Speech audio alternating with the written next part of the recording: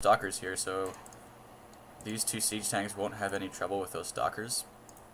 I need to worry about well-placed force fields, and I need to worry about zealots getting a surround off on my tanks, but here's a planetary fortress.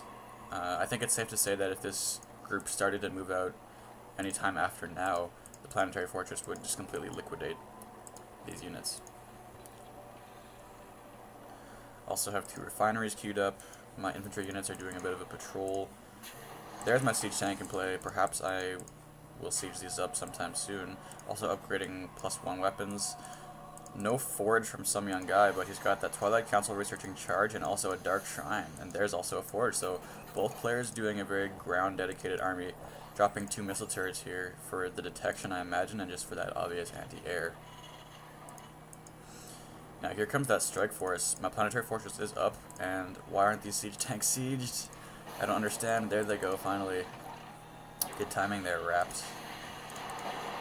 I would also probably do well to send some SCVs over here to repair this fortress. Right now, it did get 1 stalker kill, but this planetary fortress is falling fairly quickly. Finally sieging up with that second tank, forcing these units here behind this planetary fortress.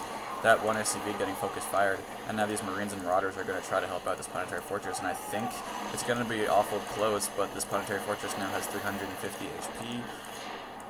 It is actually going to, my SCV is going to start repairing it at 375 HP or so. So no heavy losses for Wrapped, although I could have taken down that force earlier if these siege tanks were sieged up at an earlier time. Bringing in now 2 additional SCVs to help repair that. This location isn't fully saturated, but that's because my SCVs are spread out somewhat, calling down some additional mules, so I'm curious as to see the income. There's a Dark Templar. He looks pretty cool. For those of you that don't know, there are 2 Dark Templar models. Blizzard actually did, they included their fan base when they were designing the Dark Templar. I think they did something like they gave their fans a choice of choosing between 2 models. One with this double-sided scythe and one with just like a standard warp blade. And their final decision was they included both Dark Templar models, and I think it's just a random chance whenever you spawn in a Dark Templar. It's a random chance to get one of those 2 models. Hopefully we can see an example of a warp blade Dark Templar before he pushes out with these units. I really need to get 2 more SCVs on this refinery. I think I'm only mining off of 2 SCVs on this guy, but I also need to drop some missile turrets here, especially considering that my only detection right now is this orbital command, and I don't have a single orbital command. Here are 2 Warpblade Dark Templars. You can see the difference, the slight difference in the models.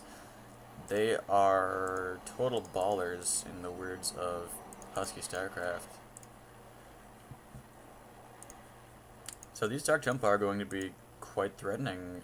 Fortunately for the Terran player, there's no bonus damage on these units. But he's now moving out with these Templars, and my missile turrets are queued up, but they're not going to be up in time, and oh my goodness, these Dark Templar are going to have a field day. Going straight for my SCVs. It looks like I don't have a scan ready. He's not focus firing this missile turret, he's instead going straight for the SCVs, and he probably will switch to the missile turret as soon as it comes up. Now I have the detection, and these Dark Templars are going to get one-shotted, but actually I almost destroy my own planetary fortress with these siege tanks. That was very close, but I would say that Dark Templar harass, it was probably worth it for SumYungGai, although those units are expensive. Important to keep in mind that those units are expensive. The cost for the Dark Templar is 125 minerals and gas respectively. They also cost 2 food. Making a tech switch to 2 robotics facilities, I don't think that's the correct decision. There's a Thor, by the way, so I have actually 2 armories in play, getting +1 vehicle weapons and ship plating too, so there's my starport, complementing that ship upgrade. But what I was saying is he probably would have done better to drop Stargates and get Void Rays to counter these siege tanks and Thors. I don't think the robotics facility was a strong choice, especially considered that the robotics facility creates armored units, and I have tons of bonus damage to armored units right now. So here is the post-patch 12 Thor. The new reduced size makes it slightly more maneuverable. They also have a faster attack rate and they do less damage, and now as you can see you have to research the strike cannons at the tech lab. So here's a pretty strong Terran ball. I need to be careful not to, I have to ensure that these siege tanks are microed correctly, or else they're just going to get swarmed by zealots. Finally now sieging up, pulling back with these units, scan going down on my main force, stimming up with these units right here. This Thor is unfortunately blocked, so speaking of poor siege tank placement, my Thor has to walk all the way around this ridge to get into the fight. But right now I should be okay. I was able to get a warp gate kill and a pylon kill. SumYungGai is churning out an Immortal, which is not the best decision. It's true Immortals can take a lot of damage from siege tanks, but really this is not the correct tech choice for SumYungGai at this time. 2 medevacs are now joining the fight here, flying across this rocky terrain to meet the Terran units. These Marines are going to be happy to see these medevacs as they have taken a lot of damage from those stim packs. So good timing on those medevacs. I should rally these Marines here to my main attack group, although right now they are kind of overseeing my main base. I've now queued up ship plating level 2 and vehicle weapons level 2. Interesting that I'm investing so much in ship plating when I only have 2 medevacs, but oh well. Here's a Dark Templar and an Immortal watching over SumYungGai's front door, taking down a lot of those shields of those Immortals. This warp gate looks like it's the next to go. This Dark Templar is going to attack these siege tanks. It looks like I don't have any detection, unfortunately. This Dark Templar has 1 shield upgrade. Now with 2 siege tank kills, looks like I'm trying to unsiege these siege tanks and flee for the moment. I don't have any... I do actually have enough for a scan. There's a scan. I'm going to catch both of these Dark Templar under that radar. But what I need to do is I need to drop some missile turrets and I need to put a Ray-ven out. It looks like I have 2 starports here, pumping Vikings and medevacs, but no tech lab. Oh, just saving that Thor with that dropship. I need to bring some SCVs over here to repair these mech units. For the time being, though, that Thor is going to be safe under that medevac. Flying this Thor over here to put some pressure on these units. I should upgrade or research strike cannons to take down these buildings quickly, but right now things are certainly in Rap's favor. I have 82 supply compared to SumYungGai's 25.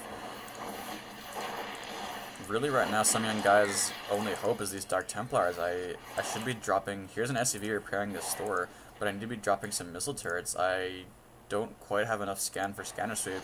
I need to wait for about 2 more energy or so, and these 2 Dark Templars are doing quite a bit of damage. Finally my scan energy is ready. I'm not using it just yet. Place a scan. I need a scan right now. Scanner sweep these Dark Templar before you lose any more units. I don't understand. Finally there's a scan. Those Dark Templar looks like getting 1 final Marine kill before they go down. Some Vikings now joining the mix. And I have 2 SCVs complementing this Thor. He's pretty happy about that. 2 personal servants for the Thunder God here on this incineration map. Incineration zone map, to be specific. More Dark Templar, so SumYungGai being very frustrating with this Dark Templar, capitalizing on the fact that I can't place missile turrets and I can't bring a Ray-ven out. I have 2 starports with reactors, but no tech lab.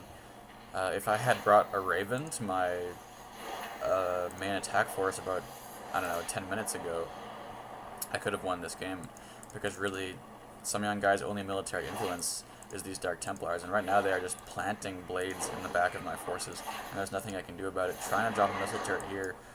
My Thor is going to be cut out of position a little bit. These Dark Templar are going to be running after my Thor. They do have a better movement speed, so I think this Thor is going to be laid to waste.